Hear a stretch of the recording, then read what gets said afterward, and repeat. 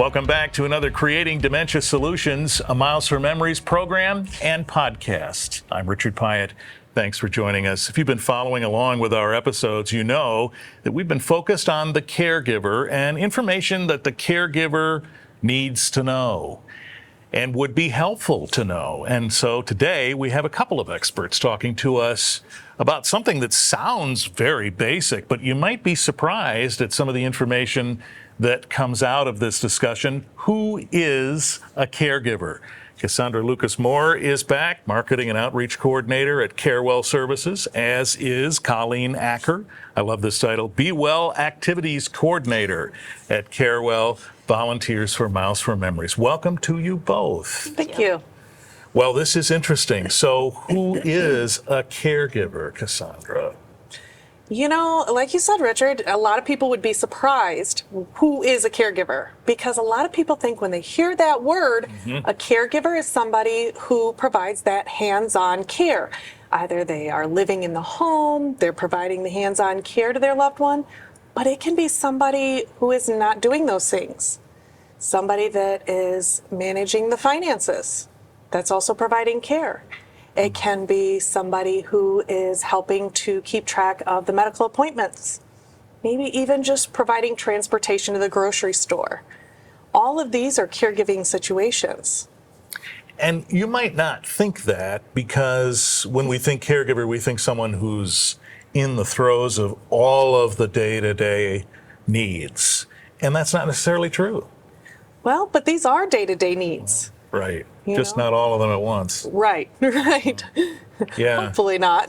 So I think the inference from that is that someone who might be driving someone to an appointment or taking them to the grocery store, one of those tasks, doesn't necessarily consider themselves a caregiver, do they? I think in a lot of situations they don't necessarily consider themselves a caregiver, just because it is not that direct hands-on care. They just are doing what needs to be done for mom or dad or their loved one.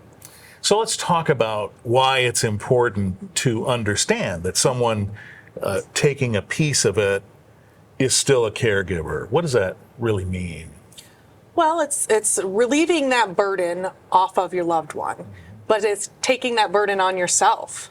So it's giving you extra stress, extra strain to make sure that your stuff is taken care of, as well as your family, as well as your loved one. So it's extra time out of your day. It's extra thought that considering what it is that your loved one needs. Sure. And you have a perception, at least I do, that someone who is maybe into multiple aspects of caregiving has a certain responsibility, maybe more so than someone who's just running somebody to an appointment. But I think what we're trying to say here is that person assumes all of that responsibility when that person is with them. Yes, absolutely. You're responsible for their care, for their needs during that time that you are with them, especially somebody who's dealing with dementia that might get confused or might wander or any of those types of situations. Sure. And someone who's just taking them to an appointment might not be thinking in those terms, but it is just as august a responsibility, I suppose. Sure. Yeah, so that's interesting to contemplate. Are there other categories, responsibilities, sort of situations in which you might describe a caregiver? For example, they're navigating some of the similar decisions maybe that others are. Everybody's involved in this. Sure. There's always multiple people involved in providing care. But the biggest thing is working together and communicating, obviously. But it's all these different people working together that are providing that overall care. All right, very true. And also there are tools, and this is a lot of what we've talked about as it relates to the caregiver situation. There are tools that caregivers can avail themselves of. And sometimes it's just a matter of knowing what those are. Colleen, this is your focus, isn't it? Sure. There are tools and programs out there to help caregivers navigate their role as a caregiver. And like you said, caregivers can be physically with the person, or they may not live with the person. And we find that a lot with people who have parents who are in another state, things like that. They're going through the same emotional decisions, the financial decisions, the healthcare decisions. They're doing all of that same thing as somebody who is physically in the proximity of the person. So there's workshops out there like Powerful Tools for Caregivers that offers 6 weeks worth of managing stress, how to navigate their role. And it also provides a community for the caregiver to bounce off ideas, learn from other people's experiences, and just share, what's happening in their lives. And the beautiful thing about these workshops is that people become really cohesive in those groups. I'll and bet a lot they of do. times they want to stay in touch afterwards. Yeah, right. They've become allies. Yes. What's that? There's power in numbers, that whole notion. Well, it's not a mistake then, as I look at your list of powerful tools for caregivers, the first thing listed is stress management. Absolutely. It's probably something you hear about a lot. Yes.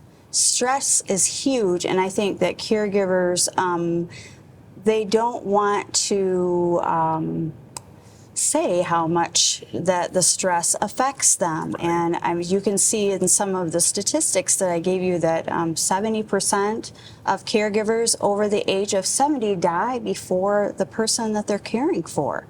And that's a really scary number. Right. That's a huge number. Yeah, we want to make sure that we are out there giving people the tools that they need to manage their stress, such as meditation, physical activity. That's huge. Those types of things that can help with stress management. Right. Boy, just listen to that stat again for a second that Colleen brought up. 70% of those caregivers over age 70 die before their care recipient. And here's another one from 2020. 23% of caregivers say caregiving has made their health worse. Just the stress of that. What are some of the other powerful tools? You mentioned communication skills. What is that about? What are we trying to accomplish there? Communication skills has to do with the way that you are talking with your care recipient, the way to phrase things in a more positive manner, and also self-talk, the way that you're talking to yourself. Because if you're always putting yourself down, saying, well, I tried to make this great meal for mom and she hates everything I give her, she won't eat it. Instead of saying that, you could say, I'm providing the most nutritious meal that I can. And that helps reinforce what we're doing and the value of that. Correct. Yeah, for ourselves, not necessarily for them. We have to remember that. We're working for ourselves too here. Right, because you got to take good care of you before you can take care of somebody else. Right. Action plans, positive self-talk, and the group dynamic you referred to in those settings is important. And I'm not at all surprised that you mentioned that some folks who attend these groups end up bonding, which makes a lot of sense. So when we talk about caregiving, Cassandra, do you think of or meet people who don't think they're a caregiver? All the time. I do. they are. Yeah. A lot of times when I'm out talking to people, they think to themselves, oh, I don't need your services. I'm not old. I'm not a senior. But it's the people that are providing the care that need our services the most, because they're the ones that are going to get the help for their loved ones. Yeah. They're going to be the ones that are seeking that help for their family members. Do you run into folks who aren't ready to ask for that, even though it might be time? A lot of times. Yeah. A lot of times there are folks that don't think to ask for help for themselves, especially. People definitely ask for help for others. And it's easier for the caregivers to ask for help for others rather than to care for themselves. Again, you can't pour from an empty cup. Yes, right. Colleen, you must see that too, that there are some folks who say, oh, I'm okay. It's back to what you alluded to, not really wanting to acknowledge Right. that they might need the help. Exactly. Yeah. Absolutely. Is there a way to break through that somehow? Either one of you. Well, make the programs appealing for one, and to tell them, really to point out that they are caregivers. Show them that what they are doing is caregiving, and let them know that there are other people out there in similar situation. Mm-hmm. Right. There's a pride thing, I think, in there somewhere that might be standing in the way, and it really is something to break through. So I suppose a caregiver has to really go within and question themselves honestly. Can I handle this?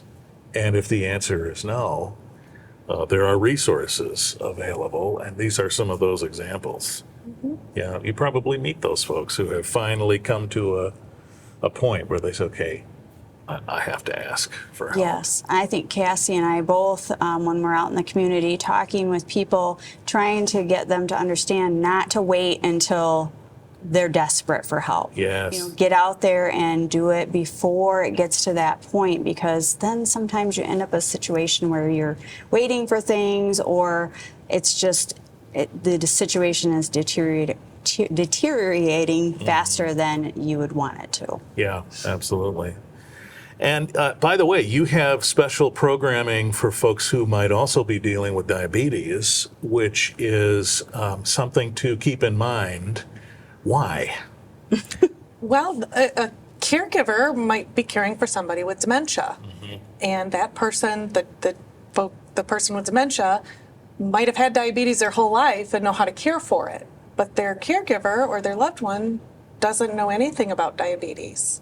Boy, think about that. How do they provide that proper care, that proper nutrition? How do they know what to do if their loved one can no longer speak to how to provide that care? Wow. So how do you handle that at Carewell? Is there a path that folks can take for extra assistance with this, Colleen? With diabetes? Yes. Yes, they can attend the workshop. It's a 6-week workshop. It's 2.5 hours long, so I mean it's pretty in depth. And it could be somebody who just recently was diagnosed with diabetes, and so their partner or a family friend wants to come with them and learn as much as they can too, so they could support that person. Okay. So lots of things to think about there. But I might also wonder sometimes if folks think, oh, Carewell Services, we know you, but they may not know that these services are available. So this is an opportunity to look into that. I presume that information is on your website? Yes, sir. Yeah. There is a sign up for all of our classes that are open at this time. Okay. And you can also, of course, find the phone number there, email, and all of that, and reach out to Colleen or Cassandra at Carewell Services Southwest in Battle Creek and get that information. Who is a caregiver? Think about that. And you really have helped us do that. Thanks to you both. Thank Thank you. Miles for Memories is behind the Creating Dementia Solutions program. And in fact, if you take a look at the Miles for Memories website, you'll see some great information there about technology, the Help Home and Safe Return programs that really have circumvented a long route back home for someone who may wander. Have a look at that. It is awesome technology. milesformemories.org is the website. And of course, follow us, Miles for Memories, on Facebook so that you're alerted when these episodes come available. We're here on Access Vision, and perhaps you're finding us as a podcast and hearing us there as well. So just click the like on the Miles for Memories page on Facebook so you know when these episodes are coming up. I'm Richard Pyatt, Creating Dementia Solutions. We'll be back soon. Thank you.